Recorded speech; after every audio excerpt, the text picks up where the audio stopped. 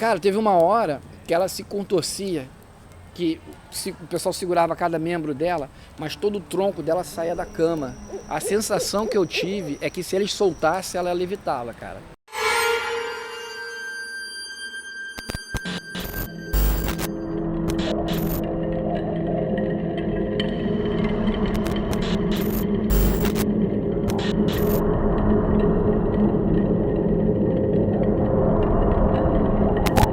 Fabiano, você falou que tinha 3 histórias bem interessantes para contar. Todas elas envolvem a parte de espiritismo, sobrenatural, casas mal assombradas, como é que é? Sim, representam histórias que não tem explicação. Eu tenho uma família grande, eu tenho vários tios, né? E um dos meus tios, uma tia, que é até a mais velha por parte de mãe, mora em Teresópolis, sempre morou lá em Teresópolis. Minha família toda era de Teresópolis, Albuquerque. E todos os irmãos vieram para o Rio. Ela continua lá. Teve filhos, né? E continua lá. Só que ela tem um lado espiritual muito forte, muito acentuado. E, assim, na minha opinião, na época era meio que maligno o negócio, né? Assim, pelo que eu pude presenciar. Como ela tinha uma casa grande e a família gostava de ficar reunida em feriados prolongados, né? Geralmente combinávamos todos os tios de ir para lá, ficar lá, né? Região de serra, o clima legal, né? mais ameno que aqui embaixo. E a gente gosta desse tipo de clima, a gente ia, todo mundo reunido, era uma desculpa para a família se reunir e fazer um churrasquinho, né? E a gente era muito bem recebido lá sempre, bem tratado por ela e todos os parentes que eram de lá, né? E uma vez, né, já era perto de meia-noite, era umas 11 e pouca, minha família dorme, a maioria dorme tarde, né? E nesse dia tava essa minha tia, tava a minha mãe, meu pai, eu, alguns primos meus e uma tia, entre todos, que ela é crente, ela é evangélica. Ninguém é da macumba, ninguém era espírita, mas ela tinha esse lado que ela tentava lutar contra. Essa minha tia eu nunca presenciei até então. Nesse dia a galera estava se recolhendo para dormir, né? E de repente eu pequeno, né? Pequeno não, tinha 11, 12 anos, né? Talvez meus pais queriam proteger, né? Da gente ver. Começamos a escutar. Eu e minha prima, que tem a mesma idade também, Daniele, começamos a escutar vozes, né? Assim, dos nossos parentes comentando, tipo, não queriam que a gente visse ou soubesse o que estava acontecendo. Claro que aí despertou mais o interesse nosso em saber, né? Eu e ela fomos indo em direção aonde estava o povo aglomerado ali, falando baixo e tudo. E quando eu vejo, tinha um tio meu, que era o Denildo, mais forte. Tava a minha mãe, o meu pai, que já faleceu, infelizmente, e essa tia que é crente. 4 pessoas segurando ela. Eu não entendia o que estava acontecendo, né? Eu tentei olhar, claro que eu já vi vários filmes de terror sobre possessão, né? E foi a primeira coisa que veio na minha cabeça, cara. É alguma coisa de possessão, ele é alguma coisa maléfica, porque... Como é que era essa... Cara, ela tava de camisola, na cama, né? Aí o filho dela também estava presente, chamou todo mundo para ajudar, porque ele percebeu, ela começava aos poucos, né? Ele percebeu que ela estava sendo ali, entrando em algum estado de possessão, pelo menos era o relato dele, né? E, cara, ela começava a se retorcer e contorcer de uma forma quase sobre-humana. Para ela não se machucar, meus tios seguraram ela. Cada um num braço, né? E mais uma pessoa que eu não me lembro, acho que era o filho dela, que era bem mais velho que a gente, tinha 5 anos a mais, 17 anos na época, provavelmente, segurando a cabeça dela, né? Que ela tentava até se morder. Uma hora ela conseguiu tirar e mordeu o braço. Foi a hora que eu estava entrando no quarto. Então você vê aquela cena, né, de uma pessoa sendo segurada por 4, 5 pessoas e ainda não conseguem segurar, né? E minha tia era uma senhora já, devia ter na faixa, naquela época devia ter 55 anos, mais ou menos para 60. E 5 pessoas não conseguiram segurar e ela foi e mordeu o braço, né? E puxaram a cabeça dela e arrancou até um pedaço, não da carne, mas da pele veio assim um pedaço. Sim, uhum. Aí pra mim ali foi o horror, eu parei, né, estatalado, né, a minha prima correu, não aguentou ver, mas eu fiquei vendo, sou curioso. E, cara, teve uma hora que ela se contorcia, que o pessoal segurava cada membro dela, mas todo o tronco dela saía da cama. A sensação que eu tive é que se eles soltassem, ela levitava, cara. É incrível, assim, braços e pernas sendo segurado com toda a força, inclusive de 2 homens, um adolescente, 17 anos, segurando a cabeça, e ela se contorceu com a barriga para cima, envergando com a barriga para cima. Fazendo tipo uma ponte. Uma ponte inversa, exatamente. Só que só fazendo força com a parte do meio. Só com a parte do meio, e levantando e saindo muito longe do colchão, cara.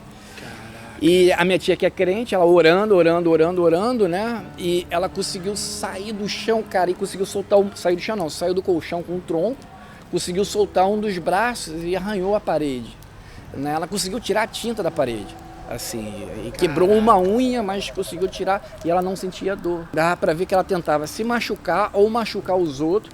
Nessa que ela arranhou a parede, não foi a parede que ela mirou, provavelmente foi alguém. Sim. E, assim, até hoje eu fico nervoso, cara. Eu fico pensando na cena. Imagino. Ainda mais um ente querido seu, né, cara? Pois é, assim, família ali, tava todo mundo, né, se divertindo, descontraído, e de repente uma cena dessa. Pum, eu nunca tinha visto. E ela falava alguma coisa, tipo, compreensível ou não?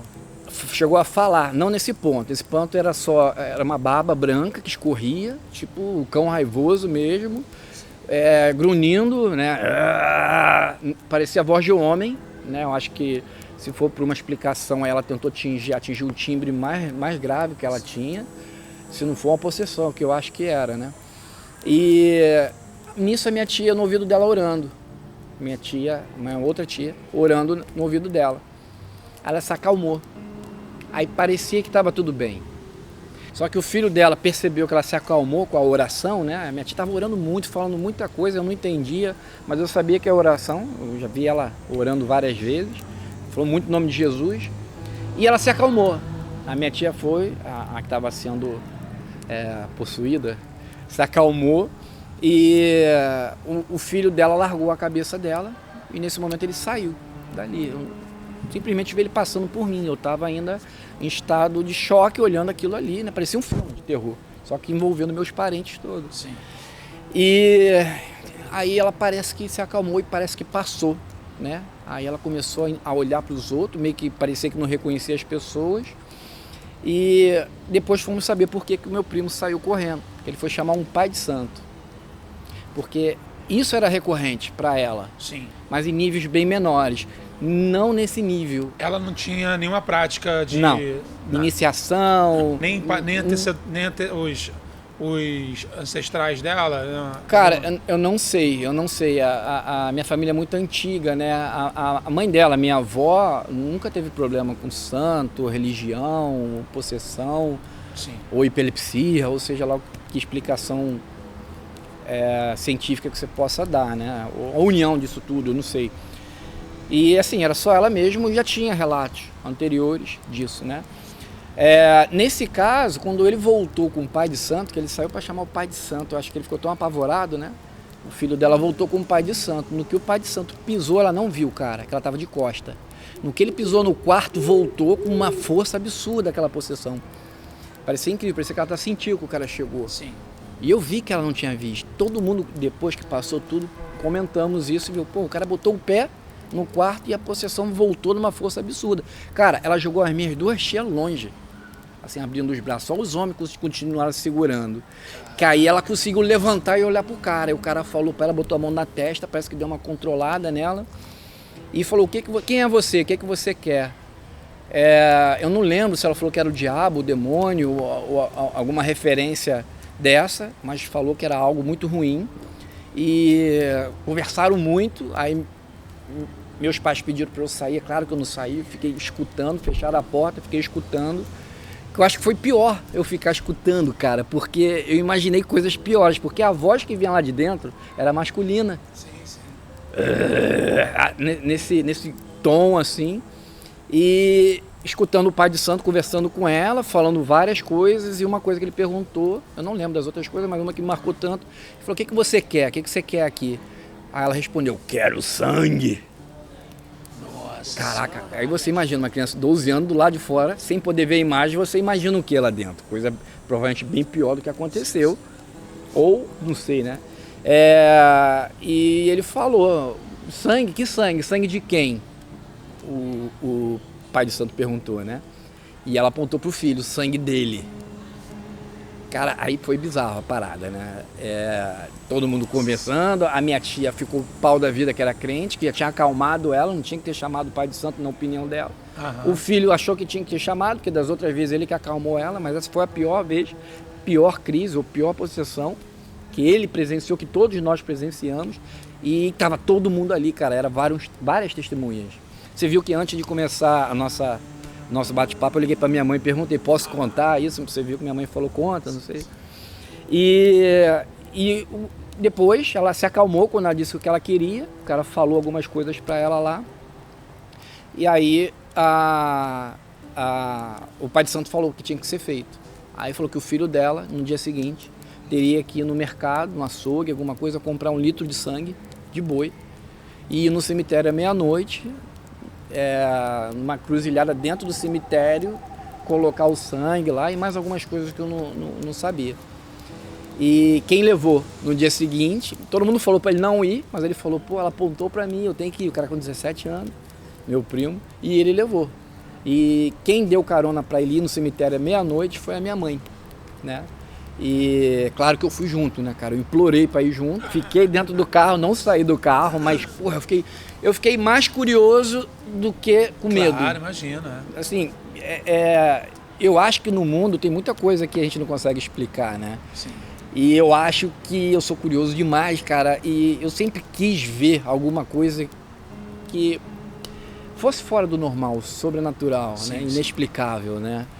E depois desse caso, e ali estava acontecendo, né, cara, na hora, e eu falei, porra, eu vou. Aí eu implorei, minha mãe deixou eu ir, minha mãe sempre foi mente aberta, assim, se quer ir, você vai, depois assume o risco, né? Aí a gente foi, não entramos no cemitério, paramos em frente, meu primo saiu com um pote de sangue, entrou com o pai de santo no cemitério. Cara, eu juro que eu vi uma labareda de fogo dentro do cemitério, todos nós vimos, mas isso aí depois a minha mãe explicou que são gases, né, que saem de alguém recém-enterrado, que chama fogo-fato. Agora, a coincidência é aparecer um fogo-fato na hora que ele vai... Porra. Pois é, cara, a gente tenta explicar. Minha mãe me explicou isso, né? Minha mãe é bem estudiosa, sempre foi muito estudiosa, e ela falou, cara, isso é isso, isso, isso. Ela não sabia o nome. Depois eu fui procurar, depois que passaram os anos, e vi explicação em filme, em documentários e tudo. Eu falei, porra, eu já vi isso. Então, assim, foi mais que assim, uma coincidência, Sim. talvez. Né? Vamos chamar de coincidência. Cara, marcou muito. Aí, mas me diz uma coisa, eles foram lá, colocaram sangue na encruzilhada? Colocaram, derramaram, não sei o que foi, se bebeu, se... Cara, meu primo não falou, não deixaram provavelmente me falar, eu nunca perguntei pra ele também. Eu não tenho muito contato mais com ele, eu gostava muito dele, mas não tenho mais contato com ele. Até um abraço aí, Marcelo, o nome dele, Marcelo Guedes. Cara, aquele dia foi tenebroso. Essa foi uma coisa que eu não consigo explicar. O fogo-fato, eu até consigo, né, entender ali que tem uma química mas envolvida. A coincidência Coincidência. Agora me diz uma coisa, como é que ficou... Eles voltaram lá do rolê do cemitério. Dani, era recorrente a minha tia ter essas manifestações, né? Essas manifestações leves, né? Nunca foi nesse nível de tão pavoroso que foi. Mas depois que fez isso, ela nunca mais teve, entendeu? Pelo que eu saiba.